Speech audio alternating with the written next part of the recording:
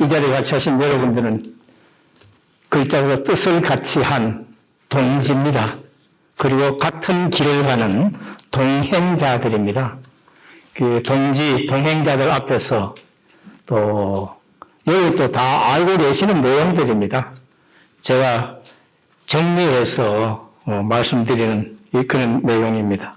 무척 기쁜 마음으로 이 자리에 섰고 우리의 조그마한 뜻이 사회를 밝게 하는데 조금은 기여할 것이다 하는 그런 면에서 자부심을 가지고 이 자리에 섰다 이렇게 말씀드립니다. 그 국가가 어떻게 책임을 져야 될 것인가 이런 문제를 제가 고민을 하면서 이 장면을 한번 보십시오. 잘 아시는 대로 러시아 우크라이나의 침공 내용입니다. 이 모습을 보면서 저는 독일의 철학자 헤르더라고 있습니다. 이분이 역사는 이성의 발달이다 이렇게 역사를 말씀을 하셨는데 저는 이 모습을 보면서 과연 역사가 이성의 발달이냐, 지구촌에 있는 인류의 이성은 발달할지 모르지만 발달이 조금 잘못된 푸틴이나 김정은이나 등등 이런 독재자들의 정신 이상으로 인해서 역사는 때로는 퇴보하고 생명이 많이 죽어나가는 그런 문제를 보면서 지난해 제가 읽었던 책입니다만 한나 아렌트라는 철학자가 악의 평범성이라는 이야기를 했습니다. 저는 이걸 악의 평범성으로 봅니다. 그 아우슈비츠의 여러분 수용소 이야기를 잘 압니다만은 거기에 아이히만의 악의 평범성을 안나 하렌트가 이야기를 했습니다. 그래서 인간이 이성의 발달이 우리의 역사인가 하는 이런 생각을 저는 회의를 이 모습을 보면서 하게 되는, 그래서 저는 어떻게 하면 인류의 역사가 앞으로 진화 내지 발달 나아갈 것인가 이런 문제의 기본적인 사색과 고민을 하면서 이 원고를 정리를 했습니다.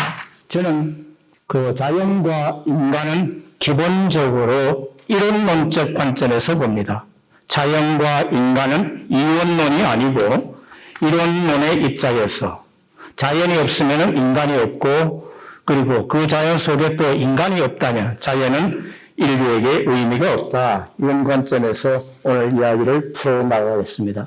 잘 아시는 생명의 본질은 기본적으로 침해 불가능하고 포기 불가능하고 변경 불가능하다. 이게 생명의 본질입니다.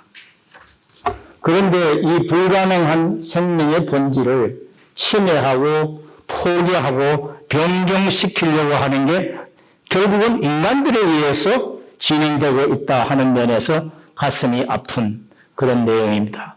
헌법적 가치는 우리 주교님께서 귀한 말씀을 잘 주셨습니다. 한마디로 생명의 가치는 절대적 가치다. 생명을 경제적 가치로도 이야기하고 실존 철학적 의미로도 가치를 이야기합니다. 이 빅터 프랭클이라는 분이 아우슈비츠에서 살아남은 분입니다. 그분이 쓴 책이 죽음의 수용소라고 이렇게 번역되어 있는데 그 내용의 생명의 가치를 이야기합니다. 인간은 도무지 뭐냐? 인간이 다른 동물과 다른 중요한 이유는 이미무림의 존재다. 그 이미무림의 내용은 뭐냐? 인간은 생명 및 삶의 의미에 대한 물음에 대답할 책임을 가진 존재다. 그게 실존 철학적 의미에서의 가치다. 이렇게 이제 이야기를 하고 있습니다. 자, 왜 자살이 국가의 책임인가? 많은 철학자들이 인간이란 뭐냐? 인간들이 모여서 사는 사회가 어떻게 구성되어 있느냐? 그리고 질서 유지를 위해서 국가라는 체제를 만들었는데 그것이 무슨 의미가 있느냐? 2400년 전에 플라톤으로부터 시작해서 현대의 철학자들에 이르기까지 집단을 이루어 사는 우리 인간들이 어떻게 하면 서로 생명을 유지하고 발달시키고 평화롭게 안전하게 살 것인가? 플라톤의 경우에는 그때는 뭐 귀족사회고 그랬던 시절이니까 뭐라고 이야기했느냐? 심지어는 지도자는 글자 그대로 철인 정치를 해야 되고 이 철인 정치를 하기 위해서 중간에 수호자를 두어서 생산자를 지켜야만 되는, 벌써 2400년 전부터 집단을 이룰 경우에 구성원을 지키지 못하는 국가는 국가로서의 자격이 없다. 2400년 전부터 플라톤은 그런 이야기를 합니다. 우리가 너무나 잘 아는 드루갱, 이 프랑스의 사회학자죠. 철학자이기도 합니다. 이 드루갱이 몇 년 전입니까? 여러분 보십시오. 책을 쓴 게 1897년이니까 100년 하고도 13년에 22년을 더하면 135년 전에 자살론이라는 책을 통해서 상당히 과학적으로 썼습니다. 여러 나라를 비교 분석을 해서 왜 자살을 하는가? 사회가 통합성이 떨어지면 자살률이 높더라. 자살과 사회 통합성, 이게 반비례한다. 그런 이야기를 드루갱도 했고 많은 학자들이 생명 문제에 대한 이야기합니다. 그러다 보니까 우리 인류가 이 조그마한 푸른 별 지구에서 어떻게 하면은 서로 평화롭게 잘 살 수 있을 것인가?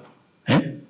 글자 그대로 인류의 역사가 전쟁과 평화 이렇게 이제 정의를 하는 분들도 있는데 그 가운데서 전쟁을 안 하고 어떻게 평화를 유지할 것인가? 그래서 생명을 지킬 것인가? 이런 고민들을 해오는 거죠. 이게 벌써 이제 근대적 의미에서 변화가 프랑스 혁명으로부터 여러분이 잘 아시는 대로 시작이 됩니다. 프랑스 혁명 1789년, 그때 이제 잘 아시는 인권선언입니다. 인권선언의 제1조가 인간의 기본권, 생명권, 생존권, 이거는 하늘이 부여한 인권이다. 벌써 233년 전에 그렇게 정의를 했습니다. 그때만 해도 이제 장자크 루소나 존 로크나 이런 이제 철학자들이 국가와 사회, 인간과의 관계를 사회계약론에서 이야기하던 시절이니까 이렇게 사회계약서를 담고 있습니다. 그러면서 주된 권한이 누구에게 있느냐? 재민에 있다. 백성에게 있다. 시민에게 있다. 국민에게 있다. 그 이야기를 한 거죠. 자, 미국 독립선언서는 프랑스 혁명보다 앞에, 여기서는 기본적으로 뭘 담았는가 하면은 저항권을 명시를 했습니다. 존 로크의 사회계약서의 영향을 받아서 인민의 주권과 저항권을 기본적으로 명시를 하고 있습니다. 이때 루소나 루소나 존 로크의 이런 영향을 받다 보니까 그 시대의 사회 사상입니다만은 이게 자연법이 지배하던 시대입니다. 장자크 루소는 자연으로 돌아가라 그러면서 인간과 자연과의 관계가 어떻게 설정되어야 되느냐, 그런 관점에서 이제 자연의 신이 법으로 부여한 게 독립과 평등의 지위다. 이렇게 미국 독립선언서에는 이야기 나옵니다. 그러고 나서 이제 1차 세계대전, 2차 세계대전이 끝나니까 아이고 뜨거라. 우리 인류가 다 죽겠네. 지금도 마찬가지입니다. 핵전쟁이 일어난다. 3차 세계전쟁이 일어나서 핵전쟁으로 간다면 이 지구의 아름다운 삶을 여행하는 인류는 멸망할지도 모르는 그런 위기에 있는 상황입니다. 이건 너무 잘 아시는 내용이죠. 그래서 유엔 현장에서 뜨거라. 1차, 2차 세계대전 이후에 유엔 현장이 나오죠. 자, 이 조그마한 지구에 어떻게 하면 평화를 유지할 것인가? 우호 유지를 어떻게 할 것인가? 국제 평화와 안전 유지, 국가 간의 우호 관계, 이런 내용들을 이제 담고 있습니다. 그리고 이제 3년 뒤에 잘 아시는 세계 인권 선언을 발표를 합니다. 모든 인간의 기본적인 인권을 존중해야만 한다. 그리고 또 더 나아가서 66년도에 국제인권규약으로 좀 구체화됩니다. 경제적 기본권, 사회적 기본권, 이런 이제 문화적 기본권, 권리 이런 것들에 대한 규약을 구체적으로 이야기하죠. 저는 우리 역사에서도 봅니다. 민족의 생존권 기미 독립선언서에 잘 나와 있죠. 5등은 자의 조선의 독립국인과 조선인의 자주민임을 선언하라.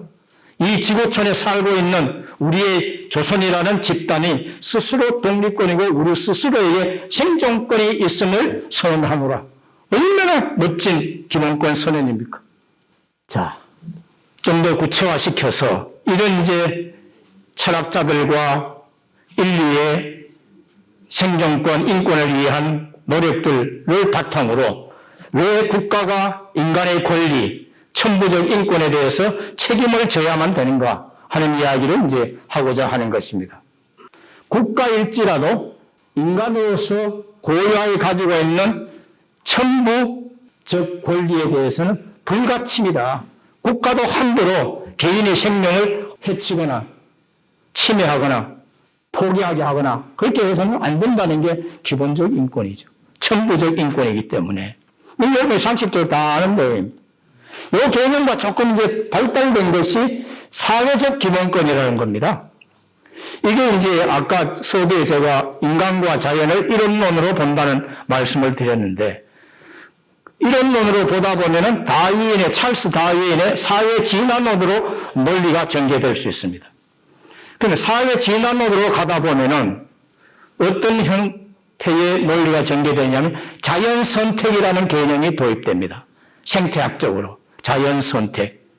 그러면 강자가 약자를 지배할 수밖에 없는 생명고리의 논리를 전개를 하는 거죠. 그러나 인간은 이성이 발달되고 그러다 보니까 이게 찰스 다윈이 이야기하는 적자생존의 원리, 야국강식의 원리 가지고는 이 지구의 평화를 지킬 수 없고 인간 사회의 질서를 지킬 수가 없다. 그러다 보니까 사회적 기본권이라는 용어가 이제 도입이 됩니다. 사회적 약자의 생존권, 주교님이 말씀하셨던 불평등으로 인한 약자들이 많습니다. 경제적으로 어려운 분, 장애인, 다문화 가정, 탈북자, 우리 한국 사회에 얼마나 어려운 분들이 많습니까? 승자 독식의 사회, 자본주의 글자로 3.0의 사회, 자본주의 4.0은 이제 따뜻한 자본주의 이런 용어를 씁니다만은 더불어 함께 상생하는 사회가 아니고 네 죽고 내 살자 사회, 그게 이제 사회적 약자에 대한 생존권에 대한 이야기입니다, 이게. 그래서 이걸 어떻게 보강할 것인가? 더불어 함께 살아야지. 다 생명은 귀중한데. 그래서 이제 사회적 기본권이라는 개념과 어휘가 이제 등장을 하게 됩니다. 그래서 국가는 개인이 가지는 불가침의 기본적 인권을 확인하고 이를 보장할 의무를 진다. 여러분이 잘 아시는 헌법학자 김철수 교수가 지난해에 한 이야기입니다. 이 국가가 개인이 가지는 불가침의 기본적 인권을 확인을 못하거나 이를 보장을 못할 경우에는 국가의 자격이 없는 거죠. 우리 기조강연하신 주교님 말씀에 좀 말씀을 드리면 우리의 국가는 국가의 자격이 있는가? 역으로 이렇게 질문을 할 수 있습니다. 승자 독식, 성장 일변도, 극단적 개인주의 내지 이기주의, 패권주의 사회, 학벌주의 사회, 초갈등 사회, 이런 모습들이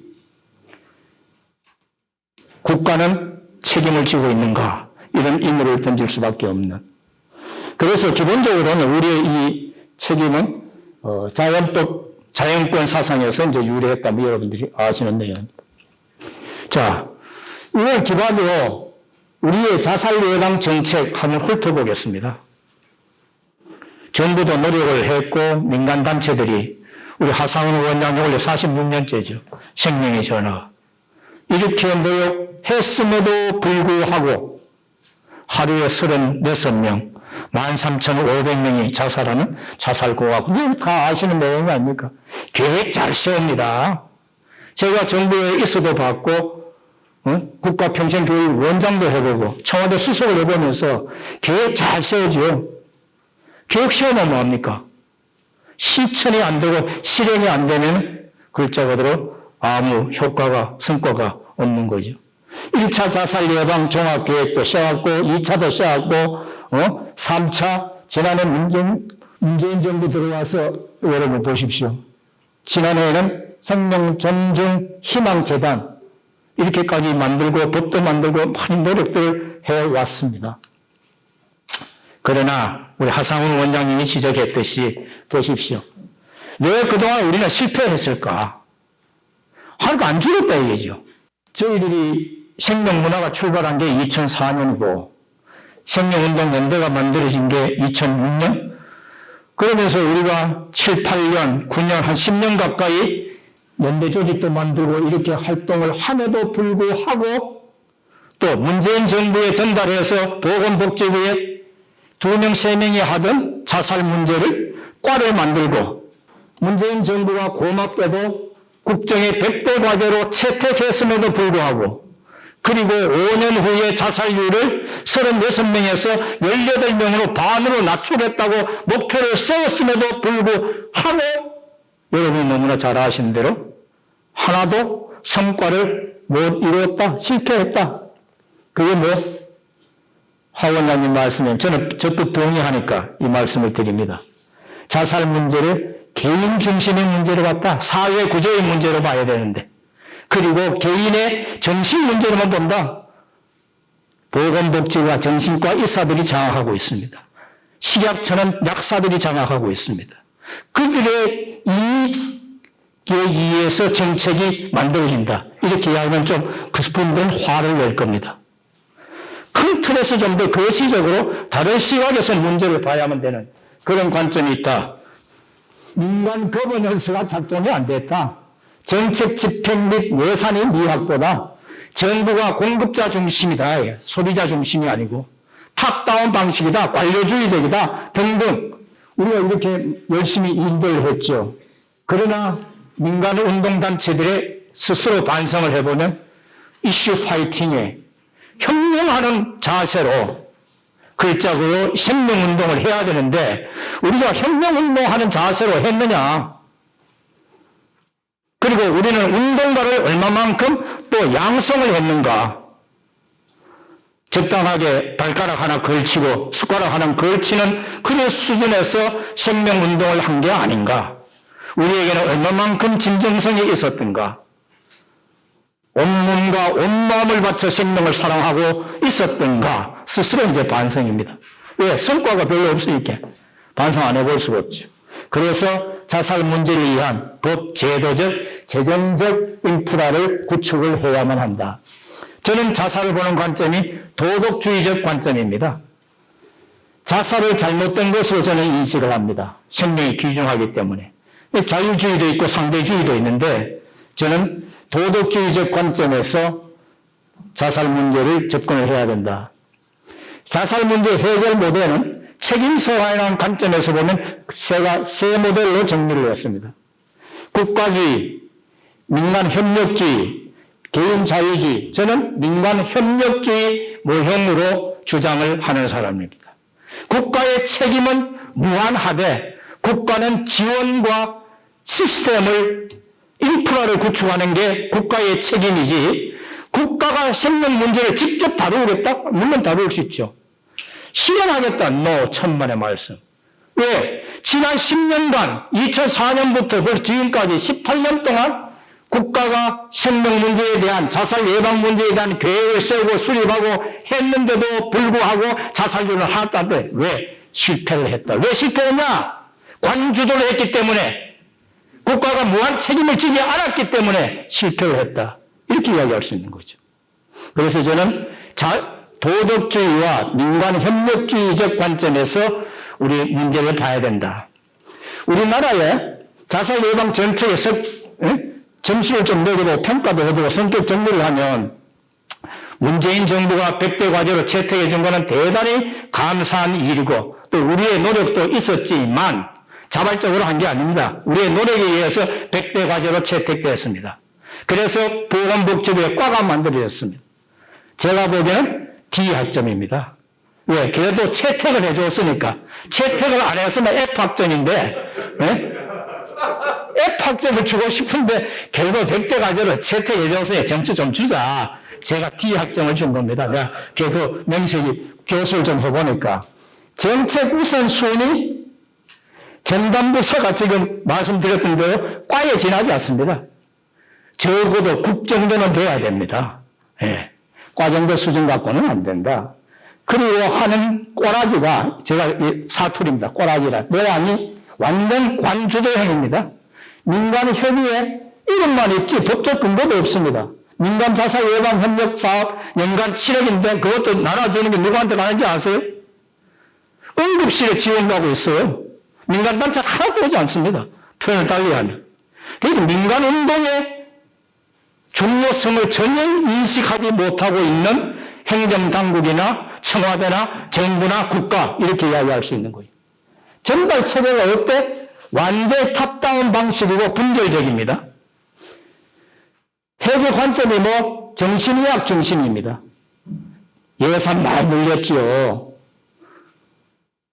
우리가 글자 그대로 여러 차례 기자회견도 하고 데모도 하고 했습니다. 자, 구체적인 내용입니다. 자, 제1조를 고쳐야 되는 이게 자살예방법 약칭입니다. 자살예방법에 보면 이거 우선 법을 좀 고쳐야 되겠다. 목적을 분명히 하자. 목표를. 자살예방이라는 목표를 분명히 해서 국가의 책임성을 강화한다. 그런 차원에서 조성하여 자살로부터 안전한 사회를 구현한다. 안전한 사회 구현이 목표입니다. 구체적으로. 이 양두석 선생이 주장하는 내용이에요. 네. 자, 7조에 가면은 국가와 지방자치는 민간단체와 협의하여 이렇게 고쳐야 된다고 제가 이제 개정 이유, 좀 전에 이야기했듯이 민간협력 해결 모델을 제가 이야기하는 겁니다. 자, 10조. 국무총리 소속 1년에 한 번 회의할까 말까 한 제가 근무해봐서 잘 압니다. 형식적입니다. 민간인들 몇 사람 구속해나고 그냥 정부 공무원들 담당 과장 국장이 결제한 내용을 그래서 그냥 통과시키는 의례적인 행위에 지나지 않습니다. 보건복지부 장관이 하는 회의에도 내가 한두 번 참석해봤죠. 우리 하 원장이 할 때. 1년에 한 번 열리는데 형식적으로 그냥 뭐 예 알겠습니다. 지난번 장관께서는 중요한 말씀 해주셔서 고맙습니다. 반영하겠습니다. 반영은 무슨 반영. 복지부 장관도 다른 일들이 많으니까 못해내요. 13조 설치 운영할 수 있다는 것은 강제조항이 아닙니다. 설치해야 한다라고 국가의 책임성을 강화하는 관점에서 강제로 해야 됩니다. 설치 운영하여야 한다. 자살 예방 활동의 적극성을 강화하는 겁니다. 그래서 오늘 국회의원님들 오셨고 국회 자살 예방 포럼을 있었지만 오늘 세미나 끝나고 나면 우리 법조항을 손질해서 국회의원들에게 좋은 의미의 로비를 해서 법을 통과시켜야 됩니다. 통과시키면 공무원들은 따르게 되어 있습니다. 법에 의해서. 우리 김국조나 하상호 원장 열심히 하고 계시는데 설치 운영하여야 하며 민간단체 위탁 운영할 수 있다. 민간단체의 역할을 강화시키는 법 개정 조항입니다. 이거는 새로 신설 조항입니다. 생명은 국가가 지고 있기 때문에 잘 아시는 내용입니다만 제가 생명문화 만들 때 좋은 의미로 로비해서 보건복지부 교육 등록을 했습니다. 제가 청와대 수석을 했는데 할 수 없이 내하고 같이 근무하던 수석한테 부탁해갖고 이거 민간단체 등록 좀 해주라. 담당 공무원이 안 해주려고 해요. 귀찮다 이게야. 등록해주는 돈 돌락한다 이게야. 민간단체가. 그래서 못 해주겠다. 몇 달 끌었습니다. 할 수 없이 아는 보건복지부 담당하다 수석한테 부탁해서 담당 국장한테 이야기해가지고 이렇게 해서 등록했습니다. 생명문화가. 여러분 아는 이제 백그라운드가 그렇습니다. 그러니까 이게 생명 지킴의 운동 우리 하고 있지 않습니까? 숫자는 100만 명, 200만 명 만들어내는데 실질적으로 실효성이 있느냐? 생명 지킴이가 전문성을 강화해야 된다. 구체적으로.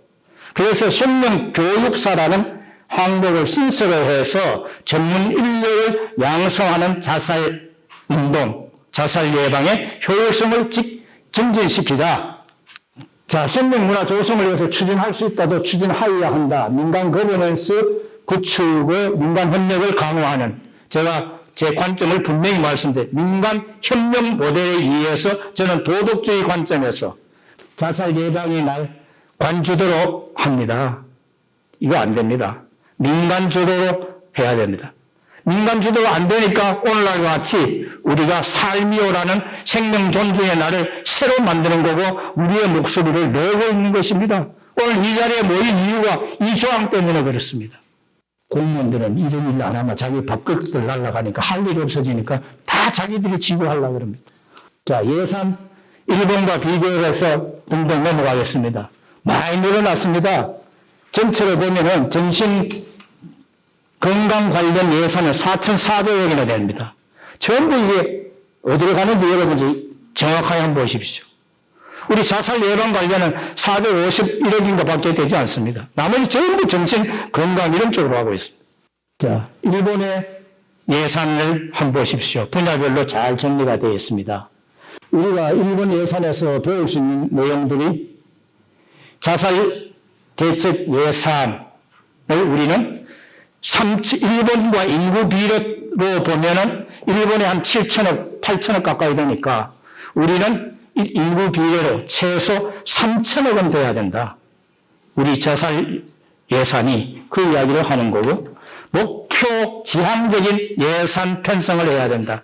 구체적인 항목들을 제가 시간이 없어서 다 나열을 못합니다만 그렇게 해야 된다.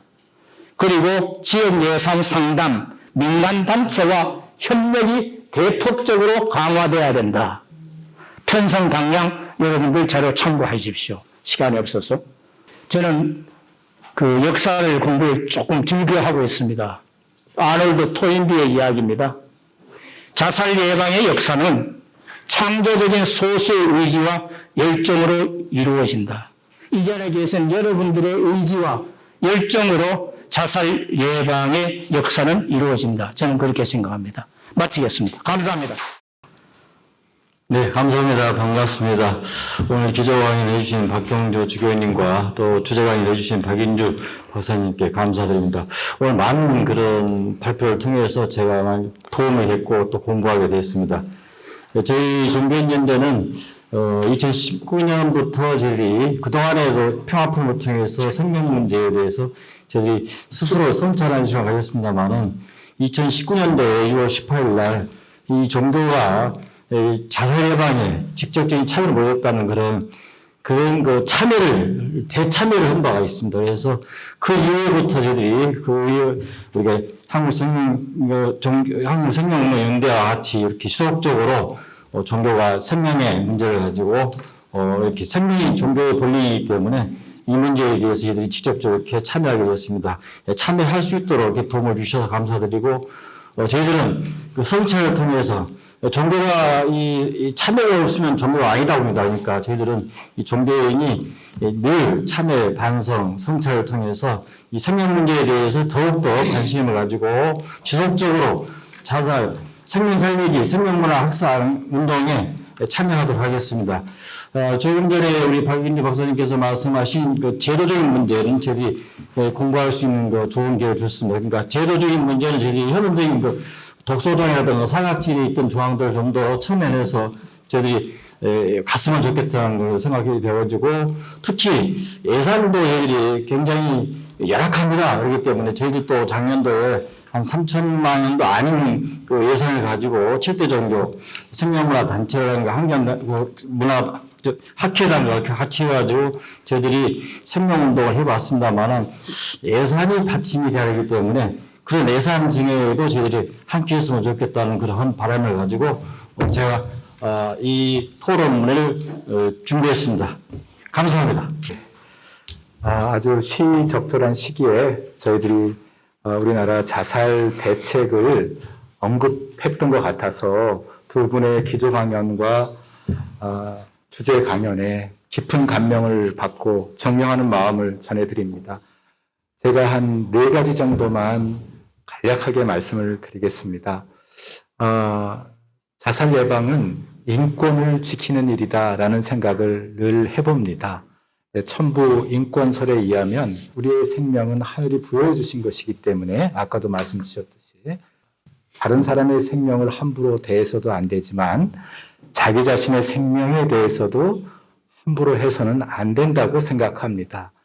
그래서 국가는 다른 사람의 생명을 함부로 하는 사람들에게 엄격한 법적 잣대를 대하듯이 그리고 많은 노력을 기울이듯이 자신의 생명을 함부로 대하는 것, 자신의 생명에 폭력을 가해서 자기의 생명을 죽이는 그 부분도 국가가 적극적으로 관심을 갖고 일해야 되지 않을까라는 생각들을 해봤습니다. 사회적 대처로서의 자살 예방이 필요합니다. 우리가 자살 문제가 개인적 선택이 아니라 사회적 사건으로 나타날 수밖에 없습니다. 그 가족이나 친지나 공동체에게 영향을 주는 것이기 때문에 이 문제를 우리 국가는 사회적 대처로서의 자살 예방 전략들을 세웠으면 좋겠습니다. 일본이 빈곤, 학대, 실업, 채무, 왕따 다양한 사회 문제를 자살 문제와 연결시킵니다. 그리고 세 번째는 생명 존중 교육을 법정화했으면 좋겠습니다. 가정폭력, 또 학교폭력, 성폭력 같은 거는 법정 교육을 하고 있습니다. 생명 교육사들이 생명 존중 교육이 법정화된다면 모든 국민들이 이 생명 존중 교육을 받을 수 있도록 했으면 좋겠고요. 마지막으로 계속 강조를 해오셨지만 자살 예방 대책은 공공 영역과 민간 영역의 협력이 없으면 이루어질 수가 없습니다. 현 정부도 대통령실 내 민간 협력 기구를 다양한 문제를 해결하기 위해서 만들듯이 민간 협력도 격상을 해서 좀 국무총리실이나 대통령실에 민간 협력 기구를 둬서 자살 예방에 민간 전문가들이 적극적으로 참여해서 활동할 수 있는 기회를 주셔야 되지 않을까라는 그런 생각들을 해봤습니다. 우리가 여지껏 많이 거론하고 토의하고 염려하고 또 마음 아파하는 부분은 바로 우리나라의 자살률이 여전히 여러 가지 노력에도 불구하고 떨어지지 않고 있다는 점이라고 생각을 합니다. 그럼 이러한 자살률을 어떻게 낮출 수 있을 것인가? 오늘 기조 강연과 또 박인주 대표님의 좋은 많은 강연 속에 팁이 많이 들어있고 저도 그것들을 기반으로 해서 토론문을 작성을 하였습니다. 그래서 자살률은 이런 것처럼 우리가 생각하는 것 같이 그렇게 하루아침에 드라마틱하게 낮아지지는 않는다는 것입니다. 이러한 부분에서 정말 아까 박인주 대표님이 제가 원고를 봤을 때 지금까지의 국가 주도적인 자살 학점에 대해서 D학점을 주시는 것을 보고 저희가 진짜 너무 명쾌하시다 이렇게 생각을 했습니다. 핵심적인 것으로서 저는 모든 것들을 종합할 때 지금까지의 국가나 법이나 자살에 대한 사업들이 너무 의료적인 모델, 메디컬 모델 위주로 되어 오지 않았나 하고 생각합니다. 그래서 정신건강센터라든가 정신의학자, 정신건강 위주로다가 다루다 보니까 우리는 이미 그것을 인정하고 그 이후에 자살은 단지 개인적인 정신병리에서만 발생되는 것이 아니라 사회 상황 가운데 발생이 되어지고 있다는 것을 알면서도 사회적인 요소를 너무나 무시하고 지금까지 왔었겠다라고 생각이 듭니다. 그것들이 아까 또 주교님이 말씀하셨던 것들에서 무엇 때문에 그렇게 되었는지 그 원인도 분석을 해봐야 되는데 어떤 거기 안에 정말 기득권적인 것들의 영향이 있지 않기를 저는 바랄 뿐입니다. 그래서 이러한 것들이 하상우 원장님과 모든 분들이 바라는 것처럼 민간 협력으로 이루어져야 된다라고 강력히 말씀드리면서 앞으로 이러한 메디컬 모델, 정신의학 모델에서 벗어나서 지역사회 운동 모델로 확산되어져 가고 민간 주도의 민간 협력의 파트너십이 실제적으로 아주 실제적으로 구조상으로만 있는 것이 아니라 작동이 되었으면 하는 것이 앞으로 그래야지만 장기적으로 봤을 때 자살 문제는 해결될 수 있다고 보겠습니다. 네. 감사합니다. 자살이 왜 생깁니까? 내몰린다 이거죠. 우리 대장동의 김문기 유황기가 왜 죽었겠습니까? 뇌물. 그래서 좀 더 구체적으로 일본과 같이 자살로 내몰리지 않는 사회 구현, 딱 이렇게 법을 개정해야 된다고 생각이 들고요. 악플방지법 절대적으로 만들어놔서 합니다. 그래야 되고, 그리고 전 제도적인 측면에서 당연히 대통령실에 자살만큼 국민의 생명이 죽고 이런 걸 못하면 정부의 책임 뭐가 있습니까? 그래서 저는 대통령실에 윤석열 정부가 당연히 대통령을 상소화 시켜야 된다는 걸 강력히 주장을 하고, 그 다음에 교통사고가 옛날에 15,000명씩 죽다 3,000명 5분의 1로 줄었습니다. 근데 우리 시도, 그 다음에 경찰청, 경찰서, 교통안전과 교통시설과 없는 데가 없어요. 근데 13,000명이 죽는 데는 아무런 자살 예방 정책과 시도나 경찰청이 없습니다. 당연히 그 시도나 그 다음에 경찰청이 이렇게 만들어야 된다고 생각들고, 교통안전 관련 공단에 일하는 데가 무려 7,000억을 가지고 있습니다. 7,000억. 그리고 사람도 5,000명이 하는데 이 생명 존중 희망재단 모두 83명이 일합니다. 이거는 너무너무 조직이 없고 그리고 예산도 없어서 마지막으로 예산의 증액을 아까 3,000억에 당연히 올려야 되는데 주세 우리가 자살자들이 30% 50% 음주로 죽습니다. 음주가 거의 6주 3조 정도 거쳐지는데 당연히 음주에서 자살 예방 그 예산을 받아야 되고 그다음 복권기금 우리가 복권사나 거기서도 기금을 떼어야 된다고 생각 들고 응급의료비 교통사고라고 자살 시도자들이 720명 발생되는데 그들 응급의료비 등 교통범칙금이나 과태료 여기서도 1.5백을 떼어서 응급기금으로 써야 된다고 생각합니다. 예, 저는 이 자살 문제는 아까 주교님 말씀이 옳다고 생각합니다. 예, 사회 구조의 문제입니다. 그 자살이라는 하나의 측면만 가지고 접근하면 이 문제는 영원히 저는 해결되지 않을 거라고 생각합니다. 그동안에 우리가 이제 자살 관련된 것으로 해서 이제 여러 가지 예산이라든가 이런 것이 쓰인 것이 응급실이라든가 유가족 또는 그러니까 고위위험층 이런 데 사용을 했습니다. 예, 어떻게 보면 다 사후 약방문이죠. 이미 자살을 시도했던 사람들 또 자살을 경험한 가족이로든 경험을 한 이런 이후의 문제들이었습니다. 물론 이 사업도 중요하지만은 그 이전에 예방에 대한 것을 하려면은 지금과 같은 그런 방식으로는 어렵다라고 생각합니다. 살만한 사회가 돼야 되고 그런 사회 속에서 함께 그 삶에 대한 얘기를 해야 된다는 거죠. 근데 삶이라는 게 결국에 보면 사람이라고 뜻이거든요. 우리 사회에 사람이 줄어드는 문제는 이렇게 자살만 있는 게 아니라 아까 얘기한 출산과 관련된 문제도 있습니다. 이런 것들을 범부처적으로 함께 다룰 수 있는 이런 조직이 만들어지지 않는다면 그리고 범부처적으로 접근하지 않는다면은 어려운 일이 아닐까 하는 생각이 듭니다. 그래서 저는 이 자살과 출산 또는 낙태 또는 아까 이제 악플 얘기도 하셨는데요. 또 인구가 한 곳으로 집중하는 문제 이렇게 사람과 관련된 문제를 인구를 다루는 문제를 인구 문제를 다루는 그런 부처를 또는 그게 안 된다면은 대통령 직속으로 그런 위원회를 만들어서 범부처적으로 움직이지 않으면은 예산이 10배가 늘어나든 100배가 늘어나든 이 상태 그대로일 거다. 저는 그런 생각을 합니다. 그런 식으로 좀 시각이 좀 바뀌었으면 좋겠다는 희망을 가지고 그 토론을 마치겠습니다. 앞에서 이제 발표 발표해 주신 분들이나 다 이제 저희 정책이라든지 예산 부분에 대해서 이제 좀 부족한 부분을 계속 지적해 주셨는데 그럼에도 불구하고 저희는 이제 자살 예방 정책 추진을 위해서 인프라를 지속적으로 강화를 해나가고 있습니다. 지금 2018년에 이제 복지부에 드디어 이제 자살 예방 정책과가 단독으로 설치가 되었고요. 그리고 국조실에서도 이제 국민생명 지키기 추진단이라든지 이런 정책적으로 이제 자살 예방에 좀 더 정책을 강화하기 위해서 인프라를 강화해 나가고 있습니다.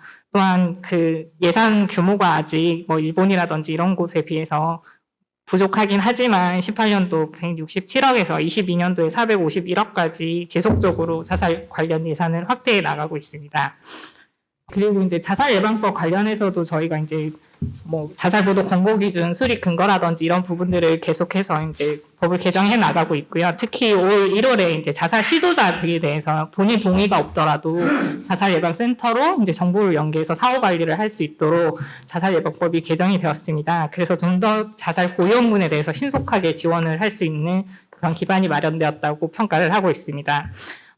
저희가 이런 노력으로 인해서 지금 자살 사망자 수는 작긴 하지만 감소세로 전환된 것으로 추정을 하고 있습니다. 다만 이제 코로나19로 인해서 이제 2, 3년 이후에는 자살이 급증할 것이라는 우려를 많은 분들이 제기를 해주고 계십니다. 그래서 지속적으로 이런 정책이라든지 예산을 확대해 나갈 수 있도록 노력할 예정입니다. 그리고 이제 올해 이제 아까 말씀 주셨던 자살 예방 국가 행동 계획이 이제 올해로 종료가 되게 돼 있습니다. 그동안의 성과를 점검하고 또 이제 여러 시민단체들에서 제시해 주시는 주요 정책들을 포함해서 올해 이제 내년도 제5차 자살 예방 기본계획을 수립을 할 예정이고요. 우리나라 자살률이 아직도 세계 최고 수준에 있기 때문에 이런 정부 주도 접근만으로는 한계가 있다는 부분을 저희도 인지를 하고 있습니다. 그래서 시민사회 등 민간 분야의 협력과 역량 활용이 가능하도록 이런 부분에 대해 함께 논의할 수 있는 자리라든지 예산을 확대할 수 있도록 지속적으로 노력해 나가겠습니다. 감사합니다.